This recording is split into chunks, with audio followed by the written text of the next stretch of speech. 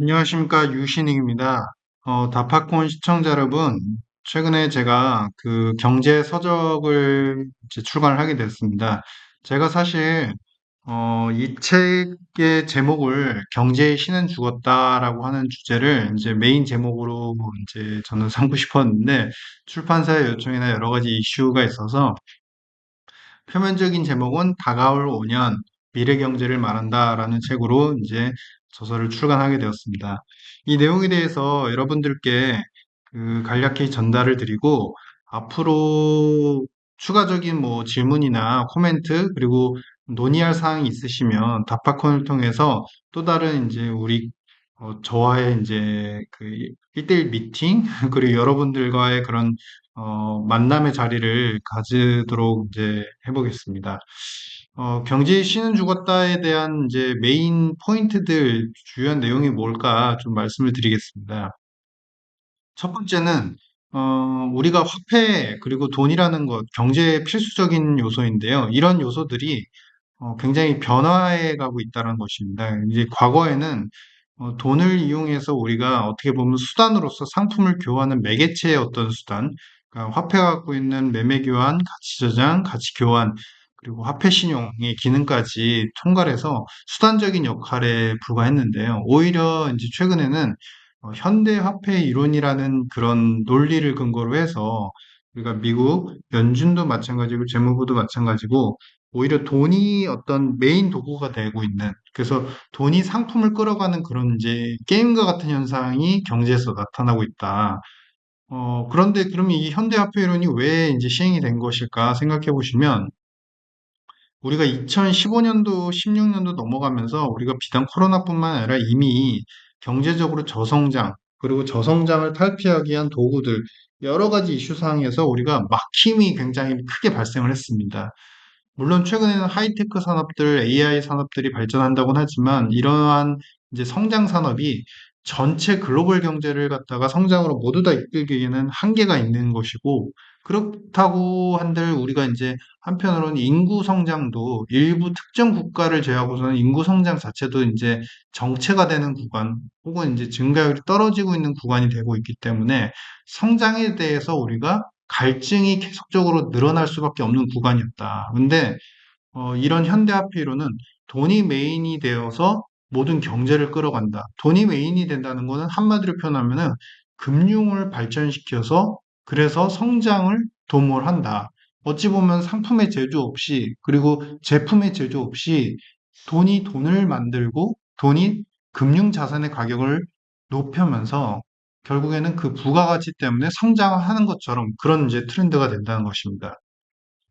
그렇기 때문에 이제 이러한 정책들이 재정 정책을 메꾸고 통화 정책을 계속적으로 메꾸면서 경제를 부강하게 한다라는 이제 그런 논리로서 우리가 이제 소위 말하는 현대 화폐 이론에 의한 돈 풀기 경제 부양 정책이 지속이 됐다라는 것입니다. 그런데 우리가 최근에 와서 이제 고인플레이션, 인플레이션이 쉽사리 떨어지지 않는 그런 이제 경제에 살고 있는 상황이죠. 근데 현대화폐 이론에서는 강조한 점이 있습니다. 과거에 이제 우리 현대화폐론 경제학자 중에서, 음, 우리가 소위 이야기하는 많은 학자분들이 그 레비 인스티튜트라는 곳에서 이제 적극적인 활동을 하고 계시는데 이 경제학자분들의 논리는 굳이 케인즈나 고전학파처럼 우리가 화폐를 갖다가 어느 정도 돈을 풀어야 되고 이 돈을 풀었을 때 어떻게 걷어들여야 되고 어느 수치까지 걷어들여야 되고 재정 적자는 몇 프로를 유지를 해야 된다. 그런 이제 수치적인 어떤 기준에는 꼭 반드시 우리가 지켜야 된다라는 기준을 이제 설정을 하고 있지는 않습니다. 오히려 기능적인 역할이 필요하다. 돈이 경제를 갖다가 어느 정도 부양을 시키고 돈에 의해서 어느 정도 경제가 선순환이 될 수 있다고 한다면 돈을 어느 정도 충분히 풀고 재정 적자가 어느 정도 일어나더라도 그걸 감안하고 다만 그 이후에 돈을 걷어들이는 방식에서는 경제를 충분히 발전시키면은 세금을 통해서 돈을 어느 정도 걷어들여서 세수를 확보를 해야 된다. 정부도 돈을 벌어야 된다. 이런 논리를 이제 피력을 하고 있습니다. 즉, 지금 이 그림에서 보시는 바와 같이 정부가 돈을 풀긴 풀지만 나중에 맨 밑에 4번에 보시면은 텍스가 있죠. 이제 결국에는 이 물이 무조건 콸콸콸 쏟아지는 것이 아니라 물을 쏟아붓 때 차후에는 쏟아진 물들이 결국에는 이제 어느 정도 필터를 통해 가지고 정제가 되는 그런 현상들을 우리가 만들어내야 된다. 경제적으로 그래야지 부작용이 없다라고 이제 이야기를 하고 있죠. 근데 지금 현대화폐이론의 정책에서는 돈을 무한대로 풀긴 했지만 이걸 갖다가 세제로 걷어들이긴 힘든 구간이다. 왜? 금융을 갖다가 발전을 시켜놓고 그에 인해서 부를 창출시켜서 가게가 소비를 하게끔 만들어놨는데 여기서 그 돈을 벌었다고 해서 가게한테 세금으로 걷어들이게 되면 또다시 소비가 다시 죽는 그런 이제 역설적인 상황이 나타나게 됩니다. 그렇다 보니까 함부로 이렇게 세금을 높이지 못하고 있고 전전긍긍하는 그런 트렌드가 이어지고 있고 그를 틈타서 금융자산의 가격, 그 다음에 디지털 자산의 가격, 그리고 상품, 우리가 소위 얘기하는 원자재 가격까지 들썩거리는 그런 현상들이 지속이 되고 있다. 특히나 이렇게 돈을 푼 상태에서 우리가 세제적으로 어느 정도 세수를 걷어들이고 세금을 높여서 세제 개혁을 하는 이런 효율성 있는 정책들을 함부로 시행하지 못하는 이유가 결정적으로 우리가 소위 얘기하는 그 포퓰리스트들이 굉장히 많이 이제 정치와 경제 정책을 갖다가 모두 다 아우르고 있기 때문이다라는 것입니다. 과거에는 사실 이제 중상주의자였던 제임스 스튜어트가 화폐 가치가 없기 때문에 우리가 화폐 자체는 어떻게 보면 사회적 신용이나 어떤 약속에 불과하기 때문에 돈을 갖다가 충분히 풀어가지고 이것이 상품의 제조나 상품의 교환 이런 부분에 충분히 사용될 수 있게 하겠다라고 이야기를 했었죠. 근데 그 이후에 이제 이러한 논리를 근거로 해서 정부와 중앙은행이 돈을 이제 풀어가지고 어떻게 보면은 돈 자체는 가치가 없기 때문에 신용과 약속만 지키면 된다라는 의미에서 이제 돈을 계속 풀어왔었고, 그런데 이 중상주의자 제임스 스튜어트도 과거에는 이렇게 돈을 푼 다음에는 이것을 갖다가 매짐을 꼭 지어야 된다. 그 매짐이 이제 최근에 거론되는 현대화폐 이론 경제학자들이 이야기하는 세제 인상이나 세금에 의한 어떤 세제 개혁을 의미하는 것이죠. 근데 이것을 하려다 보니까 이미 정치권에서는 그리고 많은 부분에서는 우리가 약간의 사회주의적인 경향을 갖고 있는 그런 좌파분들이 이제 정책을 갖다가 많이 이제 글로벌리하게 모두 다 정책적인 부분을 대변을 하고 있고 그러다 보니까 이러한 이제 그 포퓰리스트들이 추가적으로 어떤 이제 제약을 가하거나 세금을 인상하거나 이런 부분에서 정책적으로 막고 있다는 겁니다. 어떻게 보면은 그것을 시행하면은 다가올 수 있는 또 다른 위기라든지 아니면은 여론의 악화 이런 것들을 고려해서 글로벌리 전 세계가 모두 다 이런 포퓰리스트들에 의해서 약간 정책이 좌우지되고 그 이후에 우리가 소위 얘기하는 이제 세제 개혁이라는 숙제를 갖다가 끝맺음을 못 맺고 있는 그런 현상들이 반복이 되고 있다는 겁니다. 그러면 이런 상태에서 그러면 우리는 어떤 경제를 지금 겪고 있는 것일까? 역사적으로 한 번도 겪지 못한 경제를 겪고 있는 것이고, 돈이 가장 어떻게 보면은 사상 최저치로, 가치 자체가 사상 최저치로 떨어져 있는 그런 역사적 병력기에 살고 있다라고 이제 생각을 하셔도 무방할 것 같습니다. 이렇게 경제적으로 계속 우리가 새로운 변혁기를 거치고 있고, 그러면 과거에 돈이 이렇게까지 많이 풀리고 돈이 쓰여진 적이 없었는데, 이런 상황을 빗대어서 또 일각에서는 공격이 들어옵니다. 이런 경제가 지속 불가능하다. 물론 이제 한계는 있긴 하겠지만, 이것이 또 과거와는 다른 논리가 이제 적용될 수 있는 게, 과거처럼 경제가 이렇게 호환적으로 미국과 중국, 그리고 유럽, 일본, 아시아권, 남태평양권, 뭐 이렇게 해서 경제가 순환적으로 돈이 계속 도는 구조가 아니라는 겁니다. 한 국가에서 돌고 특정 국가에만 돈이 집중되고 그런 현상들이 이어지고 있기 때문에 과거처럼 재정 적자가 있거나 부채가 많다고 그래서 그것이 꼭 경제 위기나 어떤 경제 시스템의 붕괴로만 이어지는 그런 논리는 아니다. 이런 부분에 대해서 많은 유튜브나 이제 분석가들이 재정 적자 수치에 근거를 해서 무조건 이 상황에서는 붕괴가 옵니다. 위기가 옵니다. 이런 논리를 펼치시는데요. 이런 논리는 과거의 순환적인 경제 흐름에서는 맞는 논리일 수 있습니다. 하지만 최근처럼 오히려 역설적으로 경제가 분권화되고 단절됐기 때문에 오히려 순환 경제 시스템이 깨졌기 때문에 오히려 위기가 증폭되고 위기가 웹도독이라는 현상 우리가 아시죠? 그러니까 꼬리가 몸통을 흔드는 현상은 제한이 되는 그런 약간 아이러니한 현상이 나타나고 있다는 것입니다. 이런 현상을 빗대어서 이제 우리가 과거에 꿀벌이 날 수 있는가? 그러니까 원리와 원칙에 의하면 꿀벌 같은 경우는 날개는 작고 몸통은 굉장히 크기 때문에 꿀벌은 날 수 없다라는 게 정설입니다. 물리학적으로도 그렇고 미국 나사에서도 연구한 결과 이러한 형태의 체계를 갖고 있는 꿀벌의 경우에는 비행을 못하는 것이 맞다. 하지만 꿀벌이 날죠. 어떻게 하냐면은 이런 이제 비행 체계가 구성이 제대로 안 된 상태에서 날갯짓을 갖다가 1분에 수만 번 이상을 갖다가 계속 이제 날갯짓을 하면서 결국에 날게 됐다. 그래서 우리가 정형화된 틀의 시각을 좀 깨셔야 된다라고 이제 말씀을 드리고 있습니다.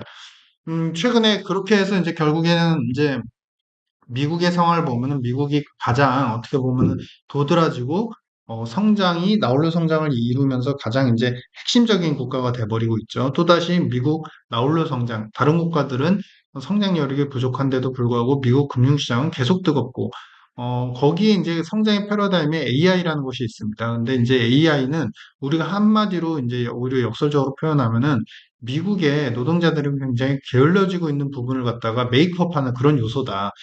과거에 미국의 노동 생산성 지수, 이 파란색 선과 그다음에 미국 비농업 고용의 추세를 보시면요. 이 생산성 지수가 올라갈 때마다, 즉 미국이 제조업이나 여러 가지 부가가치 산업들, 그다음에 하이테크 산업에서 기술의 혁신을 이룰 때마다 비농업 고용 부분은 떨어지는 걸 보실 수 있습니다. 그 이유는 뭘까요? 제조업 혁명이나 어떤 생산성 혁명, 기술의 혁명이 이루어질 때마다 오히려 노동자들은 노동을 안 하고 오히려 다른 부분을 통해서 부를 획득하려는 그런 요소들이 이제 강화되어 왔다는 것이고요. 이 이야기는 한마디로 표현해 드리자면은 미국은 기술의 발전이 이루어짐과 동시에 가계의 웰스 자체는 오히려 금융 부분으로 이루어지지 노동 소득에 의해서 이루어지는 부분은 상대적으로 굉장히 적어져 왔다. 즉, 이야기는 앞으로도 미국이 생산성을 갖다가 향상시키는 AI나 로봇의 산업을 발전시킬 것이 분명하지만 그의 역반영적으로 미국의 노동자들은 계속 게을러지는 그런 현상들이 나타날 것이다. 오히려 최근에 이제 연구된 결과로 놓고 보시면, 미국의 그 노동자들의 숙련도 자체가 아시아권의 그 노동자들의 숙련도에 비해서 턱없이 떨어진다라는 그런 보고서가 있습니다. 그래서 그런 이제 국제 금융 보고서에서 보시면은 그런 이제 논리들을 우리가 이제 고려를 해봤을 때 미국이 이제 향해 가는 방향성 자체가 역시나 이제 기술을 개발, 그다음에 노동은 오히려 자국에서는 많이 하지 않고 다른 아시아권을 이용해서 싼 값의 노동을 이용하려는 그런 전략들이 여전히 유지가 되고 있다라는 것입니다. 그리고 앞에서 제가 이제 말씀을 드렸지만 이렇게 새로운 현상들, 돈 풀기를 하고 있고, 돈의 가치가 사상 최저치를 기록을 하고 있고, 경제의 어떤 끌어가는 정책의 패러다임 자체가 역사적으로 처음 있는, 어떻게 보면 우리가 처음 겪는 그런 이제 역사적 포인트가 있는데요. 꿀벌의 논리에서 말씀드렸던 것처럼 오히려 미국 같은 경우 그리고 분쟁이 발생하는 이제 글로벌 트렌드를 놓고 봤을 때 오히려 글로벌 금융위기의 가능성이 제어가 되고 있다. 15년 이후부터 오히려 국가 간의 분절과 갈등이 지속이 되면서 서로 간의 교육이 단절이 되고 그리고 우리가 자금의 순환이라고 하죠. 펀드 플로우가 계속적으로 이쪽으로 갔다가 두 번째, 세 번째 이렇게 경로를 타고 가는 흐름들이 과거에는 미국이 좋으면은 중국도 좋고 중국이 좋으면서 유럽도 좋아지고 유럽이 좋으면서 아시아 신흥국들이 전반적으로 개선이 되는 그런 추세였는데 돈의 흐름조차도 이제 어느 정도 절단이 되는 트렌드가 나타나고 있다. 그렇게 돼서 오히려 역설적으로 이게 상호 순환적으로 돈이 계속 묶여 있고 링크가 되어 있지 않다 보니까 오히려 경제적인 위기나 전체적인 금융위기의 시스템 위기가 나타날 가능성은 오히려 적어져 있는 상태다라는 것입니다. 이런 논리로 놓고 봤을 때 우리가 이제 미국이 취하는 가계 전략은 여러 가지 이슈가 있지만 결국엔 돈을 풀어서 이건 위키피디아에서 우리가 보실 수 있는 논리인데요. 가계가 정부 즉 이제 가버먼트 쪽에서 계속 도메스틱 프라이빗 우리가 소위 얘기하는 이제 가계 쪽에 돈을 투입을 해줍니다. 돈을 투입을 해주면서 그것이 결국에는 해외에 경상수지 적자를 만드는, 그러니까 해외 수입을 하게 만드는, 그러니까 해외 상품을 갖다가 가게가 부자하다 보니까 계속 상품을 소비를 하는 거죠. 그러면은 가게는 원래 이쪽 왼쪽 편에서 보시면은 정부가 지출해서 가계가 부자가 되면요. 돈이 금융수지가 흑자가 되죠. 흑자가 되면 바로 걷어들여야 됩니다. 텍스로. 그런데 이쪽에서 domestic private라고 하는 우리 가계 부분에서 소비가 일어나니까 여기서 이제 우리가 소위 얘기하는 세금을 이제 매기지 못하고 세제 개혁을 못하는 그런 현상들이 반복이 되어 오고 있다라는 것이죠. 그래서 지금 여러 가지 이슈들, 이런 이슈들을 보면 사실 이제 미국이 그동안에 어떻게 보면 패권을 계속 유지하고 전 세계 경제의 리더를 유지하기 위한 전략들, 그들이 쓰고 있는 테크니컬한 요소들, 이런 것들을 갖다가 우리가 쉽게 이제는 어느 정도 간파할 수 있는 구간이 되었다라는 것인데요.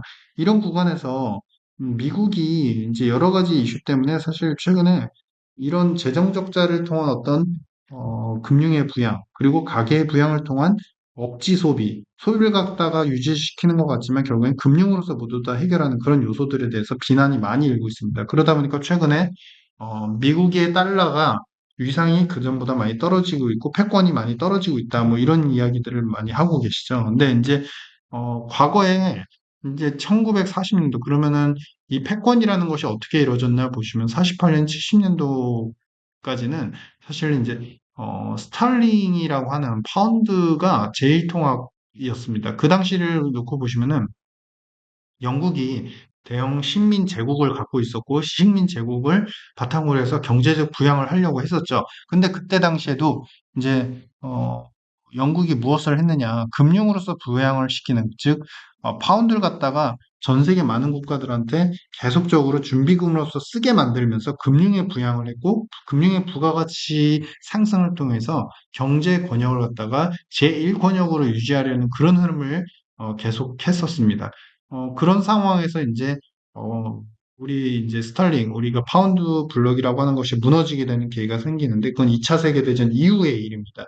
그 이유는 계속적으로 부양은 했지만 결국에 최종적인 목적지까지 갈 때 제조업의 부양과 기술의 개발이 전혀 전무하다 보니까 결국에는 계속적으로 금융의 부양에서는 돈이 필요하죠. 금융의 부양에서는 돈이 필요하다 보니까 부채를 막대하게 짓는데 그 부채가 결국 미국한테 부채를 지게 된 겁니다.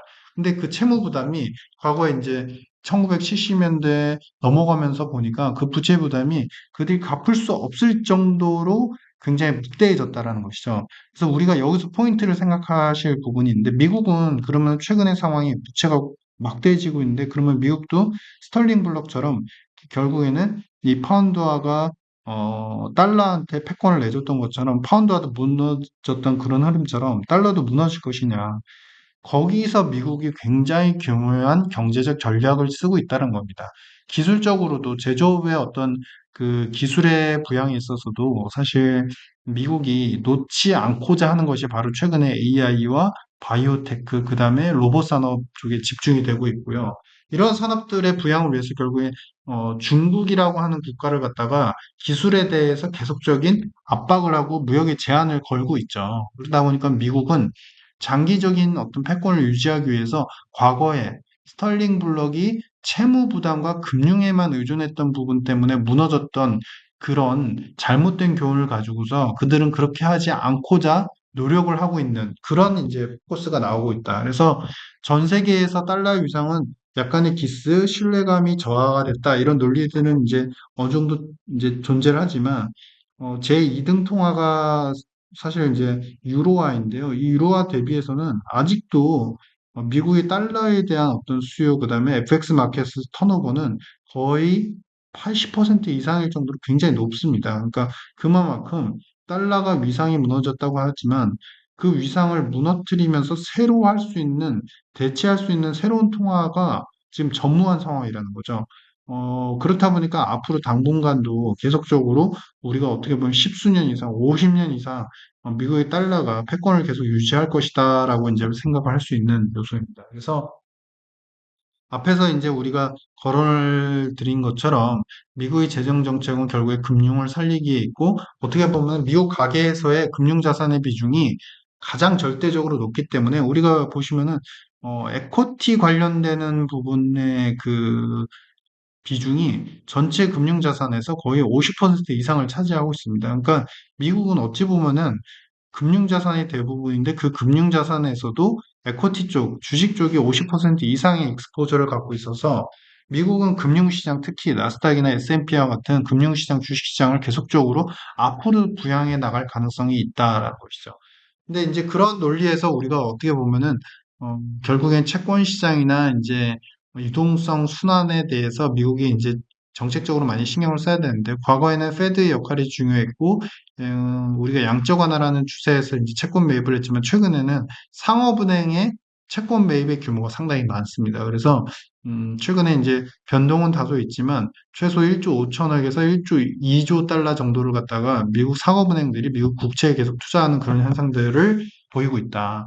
그래서 이런 부분에 대한 핵심 내용을 우리가 이제 다파콘 채널에서 일단 미국 경제의 흐름, 그리고 최근에 나타나고 있는 달러 부양의 정책의 이면에 있는 여러 가지 포퓰리스트, 그 다음에 현대화폐 이론을 이용했지만 거기서 돈을 풀면서 세제 인상이나 세제 개혁을 하지 않고 있는 그런 부분들에 대해서 우리가 네거티브한 이슈가 있다. 그런데 그것을 계속적으로 금융 부양을 통해서 가계 소비와 함께 나홀로 성장을 유지시키기 위해서 한편으로는 기술에 또 집중하면서 중국에 대한 기술 개발을 억제시키고 있다. 이런 내용을 이제 1차적으로 말씀드리겠고요.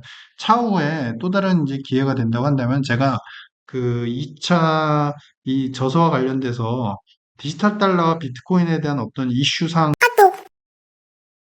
면서 최종적으로 향후의 내용에 대해서 또 우리가 이제 생각해 볼 포인트들을 짚어드리는 시간을 갖도록 하겠습니다. 이상